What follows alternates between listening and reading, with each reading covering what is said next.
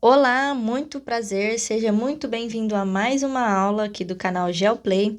Eu sou a professora Fernanda e nessa aula a gente vai falar sobre cartografia e as formas de representar o espaço geográfico. Eu quero começar essa aula falando para vocês que ela vai ser dividida em duas partes, tá? Porque a primeira parte é mais introdutória e a segunda parte nós vamos falar de um assunto muito mais específico que precisa um pouco mais de calma, que são as escalas cartográficas. Então presta muita atenção nessa aula que ela é muito importante, tá bom?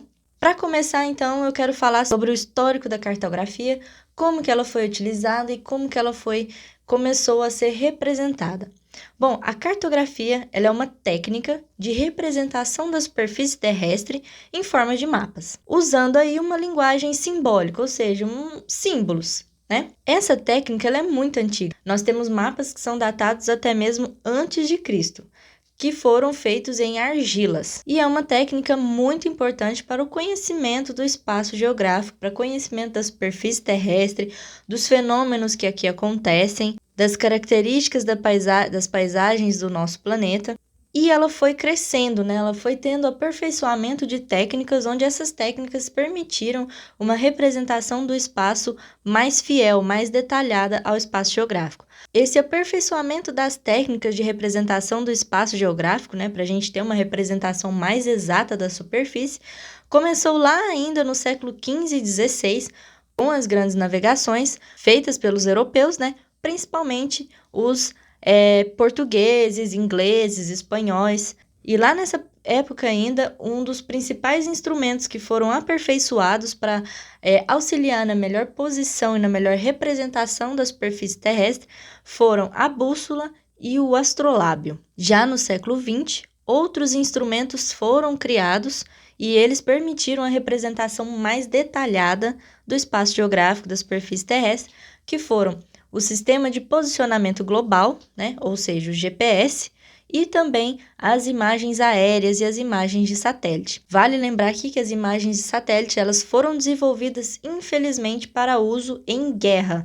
onde as câmeras fotográficas eram acopladas a princípio em balões, depois, né, em aviões, e subia-se então os aviões, os balões, para ter conhecimento do território inimigo, para ter conhecimento de onde as tropas inimigas estavam posicionadas e então fazer ataques de defesa ao seu próprio território. Então, infelizmente, as imagens de satélite, as imagens aéreas, foram criadas para fins de guerra, mas hoje elas são muito importantes para a gente desvendar qualquer mistério, qualquer coisa e nos precaver sobre outros eventos físicos que podem acontecer na superfície terrestre que podem atingir a população. Bom, os mapas eles são construídos a partir de elementos simbólicos, né, elementos cartográficos, que permite o entendimento desses mapas, do que ali está representado. E esses elementos eles apresentam alguma relação, alguma semelhança com o objeto afixado na realidade, na paisagem, né? E eles são representados por pontos, linhas ou polígonos, e podem ser representados também por cores, né? Por diferenciação de cores. A partir disso, nós temos então as convenções cartográficas, né? Ou seja, são elementos, são símbolos usuais, símbolos padrões, utilizados para representar determinados objetos, determinadas situações da superfície terrestre, para que isso seja entendido por qualquer pessoa em qualquer lugar do mundo. Com isso, nós temos os principais tipos de mapas. Eu vou citar aqui para vocês 3 deles, que são os mais usados no mundo inteiro, que são os mapas político. Os mapas políticos, eles representam uma determinada divisão territorial, né? Eles demonstram fronteiras, eles demonstram localização de cidades. Nós temos os mapas físicos, que apresentam características da paisagem, como, por exemplo, tipos de relevo, tipos de bioma. E nós temos também os mapas temáticos, muito importantes em momentos como esse que nós estamos vivendo na pandemia, porque eles representam fenômenos, né? Eles representam variações espaciais, né? Como, por exemplo, eles podem representar os casos de Covid, onde lugares com maior concentração e menor concentração dos casos de Covid, e pode também representar, por exemplo, a expansão desses casos dentro de um território. Nós vamos entrar agora na parte 2 dessa aula e eu vou começar falando para vocês sobre os pontos de vista para a elaboração de mapas. Bom, o melhor ponto de vista para a elaboração de um mapa é o ponto de vista vertical, ou seja, de cima, porque ele representa melhor a paisagem e os elementos distribuídos ali naquela área. Mas nós temos diferentes pontos de vista, ou seja, diferentes formas de visualizar uma paisagem. Dentre eles, além do vertical, que eu já falei para vocês, que é o melhor ponto de vista para a representação de uma paisagem dentro de um mapa, nós temos o ponto de vista oblíquo, que ele é mais do alto e de lado, e nós temos o ponto de vista de frente, né, na horizontal do objeto. Vocês devem estar se perguntando, mas como que uma paisagem de determinado tamanho cabe dentro de um mapa, de uma folha qualquer? Para isso, a gente tem um elemento muito importante dentro dos mapas, que são as escalas. As escalas são instrumentos de detalhamento dos mapas, ou seja, elas são instrumentos utilizados para determinar a medida e o nível de detalhamento de cada objeto dentro do mapa. Ela é uma medida dada em centímetros. Ela vai indicar quantas vezes uma paisagem foi reduzida para caber dentro daquele mapa.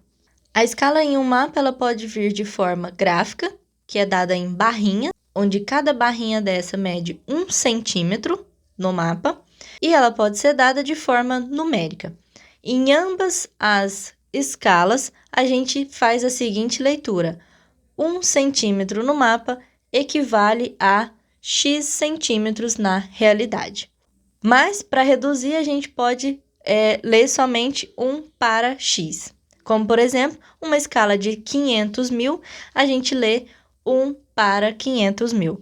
Ou seja, isso significa que aquela realidade representada naquele mapa de 1 para 500 mil foi reduzida 500 mil vezes para caber dentro daquela folha, dentro daquele mapa. Para você entender direitinho como que funciona uma escala, eu vou deixar aqui no vídeo um teste que você mesmo pode fazer na sua casa usando um barbante, um objeto que você queira representar e uma folha de papel. Se liga!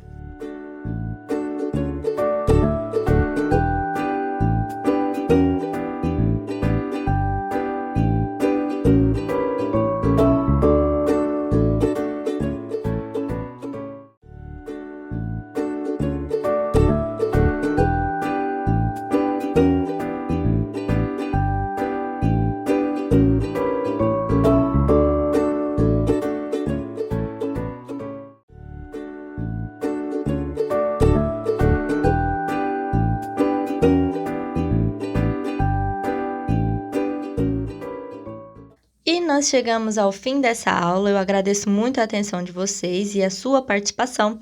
Para resumir essa aula, nós falamos sobre cartografia, que é uma técnica de representação da superfície terrestre. É uma técnica muito antiga, que começou há muito tempo, e nós temos os primeiros mapas datados antes de Cristo ainda.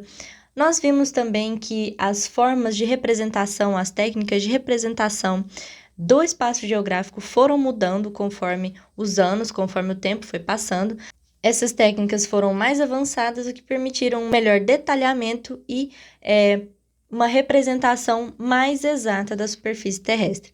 Nós falamos também sobre a simbologia cartográfica, que são utilizados pontos, linhas, polígonos, cores, que são representados, que se apresentam de acordo com elementos presentes na paisagem real.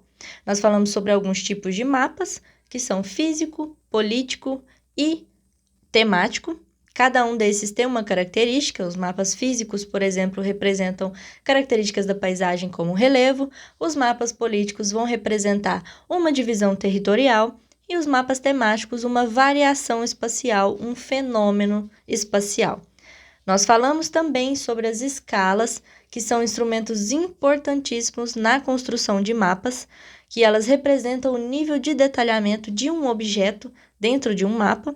E nós também falamos sobre os pontos de vista que nós temos sobre a paisagem e que o ponto de vista mais importante que é utilizado na cartografia para elaboração de mapas e plantas é o ponto de vista vertical, ou seja, com a visão de cima. Eu espero que essa aula tenha sido muito proveitosa para você. Eu aguardo você na próxima. Tchau, tchau!